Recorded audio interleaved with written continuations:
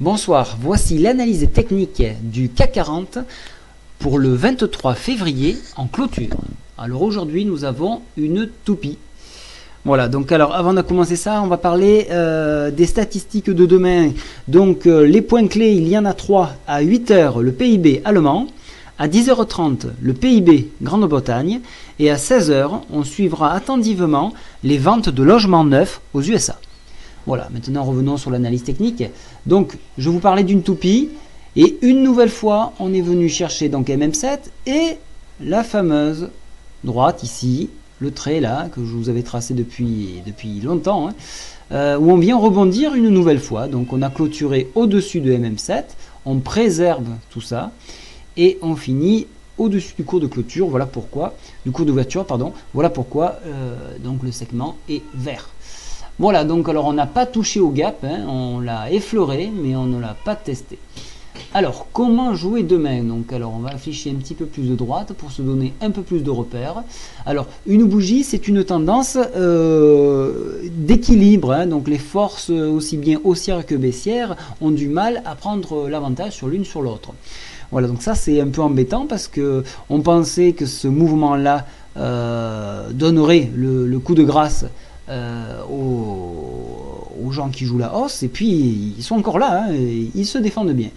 Voilà, donc alors comment jouer demain? Alors pour les haussiers, alors puisqu'on s'est arrêté ici, on viendra une nouvelle fois reconquérir le haut de ce segment ici. Vous avez vu, on est quasiment le haut du corps là, se trouve quasiment sur la même zone, donc c'est ce point là qu'il faudra viser pour les haussiers aux alentours de 3470 points.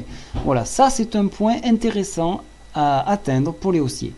Pour les baissiers, bien évidemment, on ira chercher une nouvelle fois à enfoncer cet MM7 qui se trouvera à peu près à 3438, revenir chercher cet oblique ici, 3430, et venir sur la médiane de la fourchette d'Andrews à 3418 points. Voilà les points clés. Et commencer bien sûr de combler un petit peu le gap. Bon, c'est vraiment l'effleurer. Alors, au niveau indicateur oscillateur, que se passe-t-il? MACD, on peut voir qu'on a confirmé le croisement et on continue que ça continue de se dégrader. On a une tendance négative. Au niveau du stochastique, ça y est, c'est fait. Le croisement a bien eu lieu.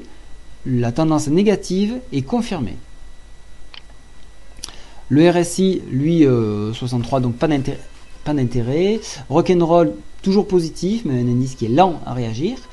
Au niveau du directional movement, on n'a pas encore de croisement, donc on ne peut pas donner une tendance plus ou moins négative. Voilà, il faudrait qu'au moins la direction mouvement de la hausse croise vers le bas le directional mouvement de la baisse qui est en rouge ici. Voilà. Tout en ayant un ADX qui se trouve entre 20 et 25. Voilà. Sinon, tout ce qui est en dehors, ça ne compte pas. Voilà. Donc pour demain, alors il n'y a pas 40 solutions pour moi, cette fois c'est baissier. C'est encore baissier, aujourd'hui on a baissé, oui on a un petit peu, on est remonté pour sauver l'honneur, mais on devrait perforer la MM7 demain, donc la tendance est baissière avec ces points que je vous ai donnés.